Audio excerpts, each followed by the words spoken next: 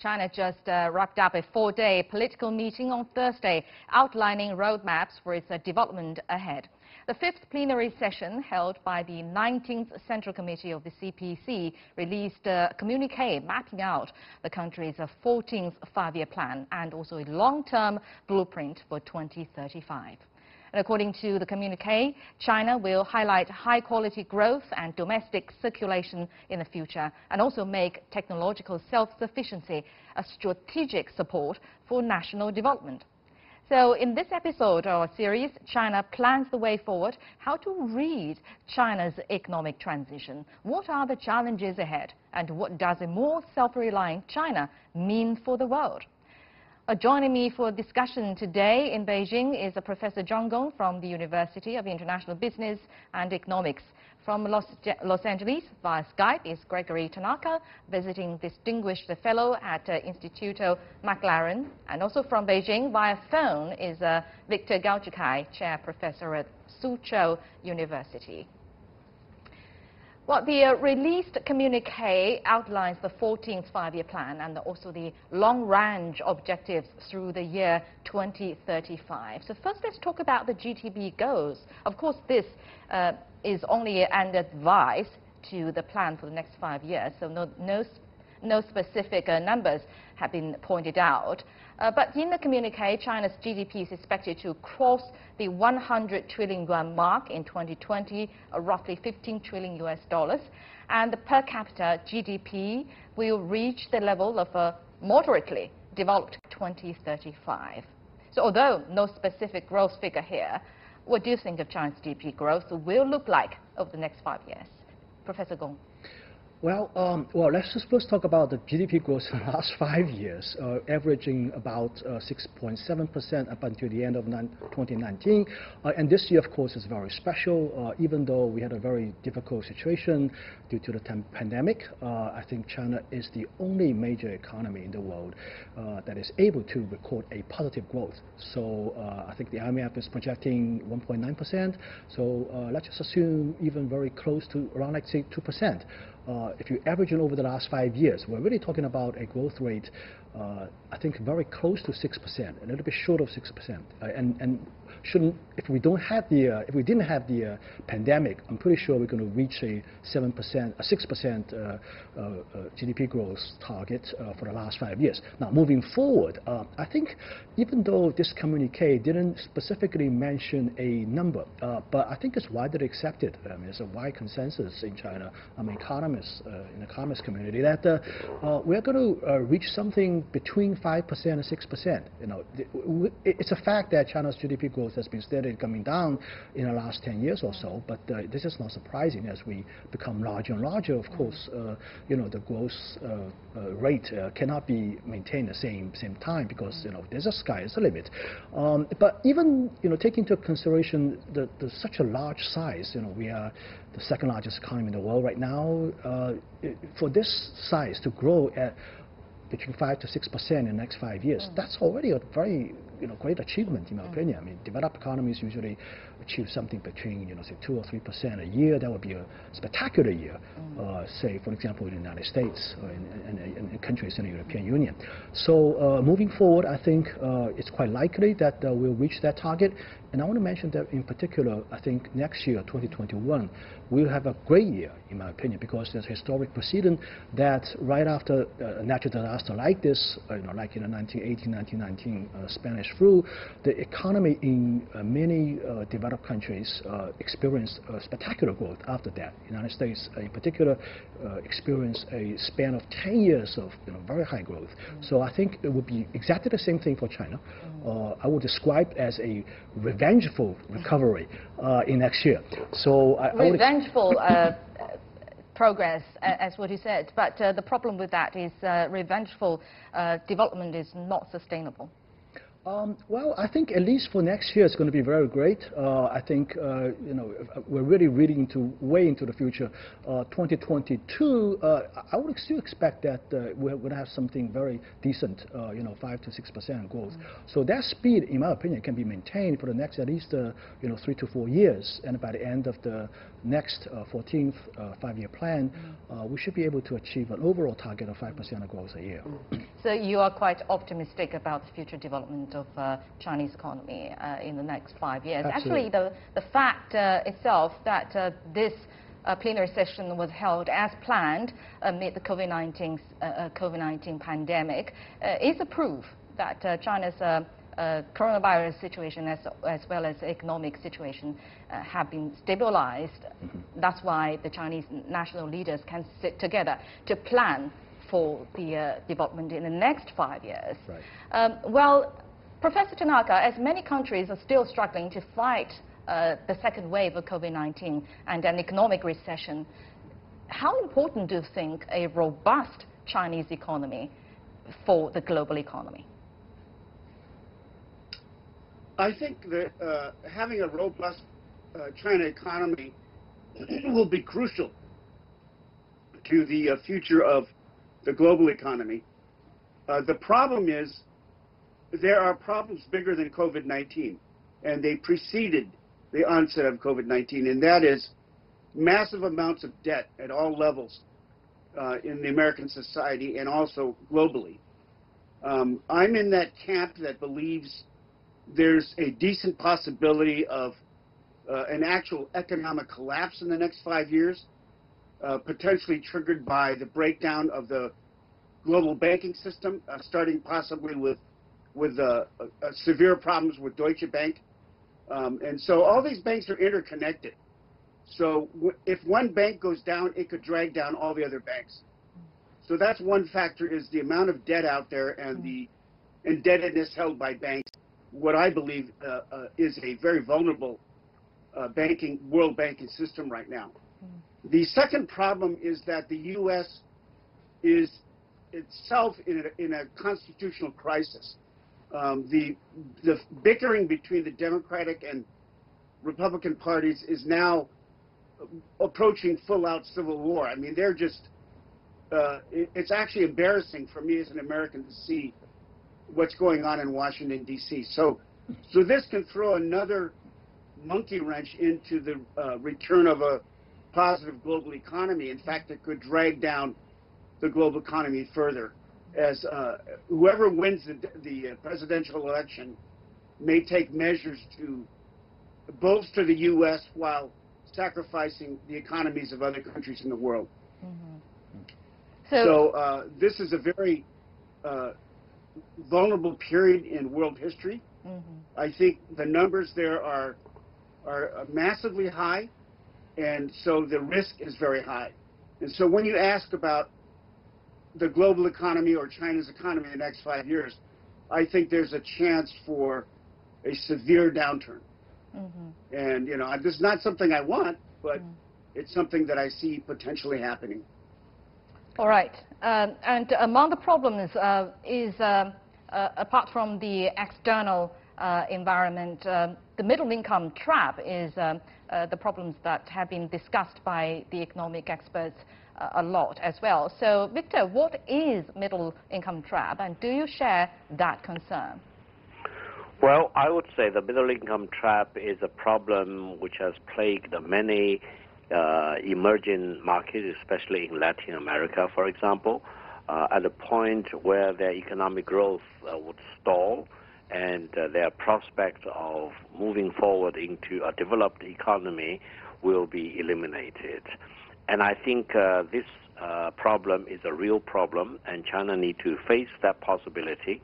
However, I would say China is in a very unique position, and the Chinese economic growth has been steady over the past 41 years, and the Chinese government has this very, very unique 5-year plan system, which plans for the 5-year and also takes immediate actions for whatever problem that may come up on any daily, monthly, annual basis, for example.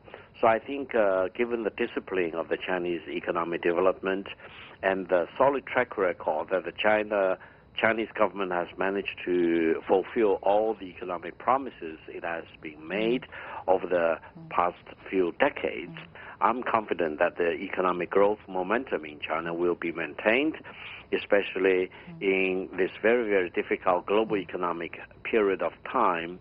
And I think 5 years from now, China will be on more solid ground than even today. And I think China will leap through this very tough period of so-called middle income. Another very optimistic assessment here. Well, the communique also said the 14th five-year plan highlighted a high-quality growth and also the expansion of domestic markets, now referred to as a double development dynamic.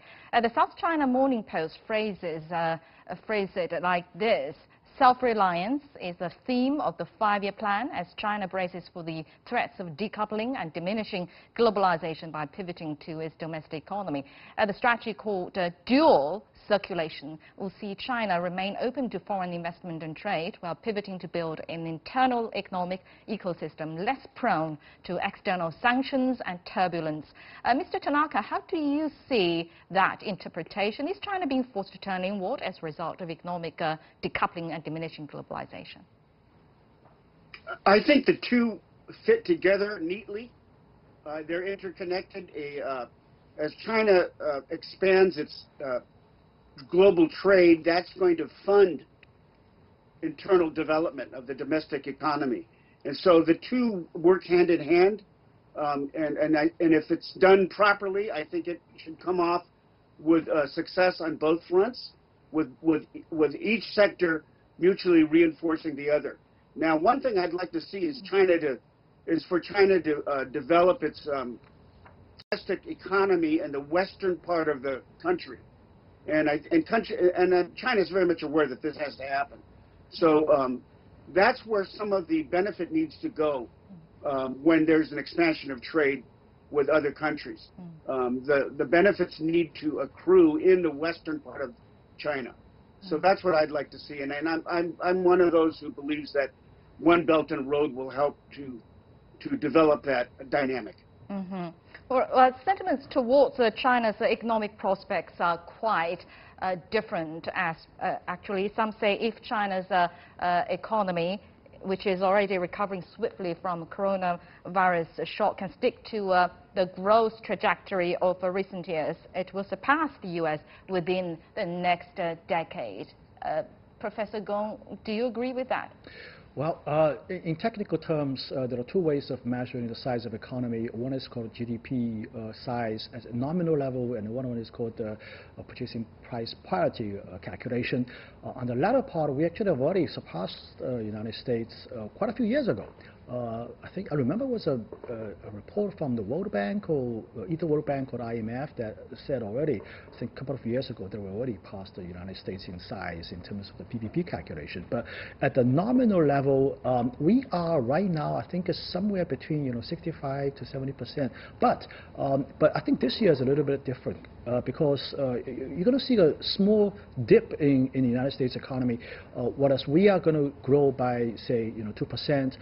And if you factor in RMB's appreciation, it's actually a quite noticeable appreciation for the last couple of months.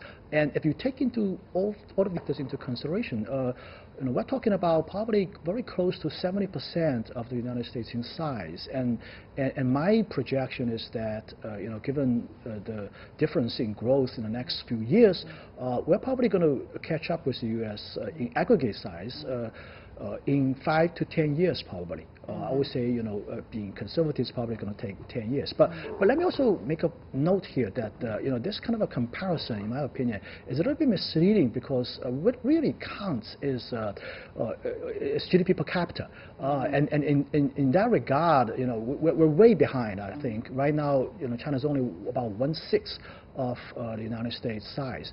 Now, having said that, I do want to add a note about the issue that the previous guest mentioned, that he mentioned there's going to be a crisis, constitutional crisis in the United States, and even he mentioned the concept of a civil war. Well, granted, there is a cold civil war going on in the United States for some time. But I still have a lot of faith in the capability of the system to take care of itself in terms of law and order in the United States.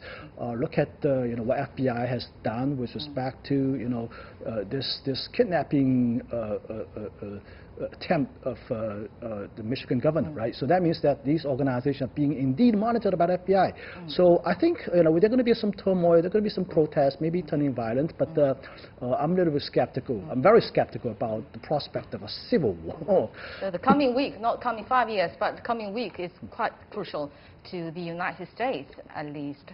Well, let's go back to the economic development in China. Actually, about the dual circulation, some analysts also say there could be consequences of failed economic transition toward a more consumption-driven economy. They argue China is facing a weak social safety net and economic inequality.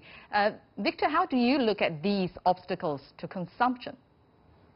First of all, two things. One is for this emphasis on the domestic part of our economic development, what we call domestic circulation, which is very, very important because China's globalization and Chinese enterprises going abroad need to continue. However, it needs to be done in a more measured way, more prudent way, more risk-aversive way, especially in last 10 years raising of the head of protectionism by many large developed economies. Domestically speaking, I would say consumption has been very steady on the rise over the past 10 years or so, and it will continue to rise. And I think this will provide more solid demand for whatever economic productions in China, as well as import from many other countries. And on the other hand, there are certain characteristics among the Chinese consumers. For example, savings rate has been relatively high compared with many other developed countries, and also Chinese private taking care of, let's say, many of their healthcare, elderly care issues, and the family plays a very important role in many of these aspects, whereas in other countries, they are mostly responsibilities of the government, for example, and social welfare, which is steadily improving over the years, is very much different from, let's say, that of the developed countries. So I think over the next 5 years, there will be more emphasis on improving the quality of care for the Chinese population as a whole, including lots of different sectors. And I expect to see lots of government activities in this particular area, and this is also going to be an important area of investments going forward. For example, elderly care, nursing care, and infant education, education in general, public health there is system a lot in general, of potential, a lot of potential in consumption in China. Absolutely. Indeed, in all kinds of fields. So going more inward or going more outward, that is the question here. But I think according to the communique, we're going to strengthen both ways. Thank you very much, Professor Zhang Gong from the University of International Business and Economics, and Gregory Tanaka, Instituto, McLaren, and also Victor Gao, Soochow University. We'll take a short break now, and when we return, India and the US have a new intelligence sharing agreement. What is it? Why now? And what does it mean for China and its neighbors?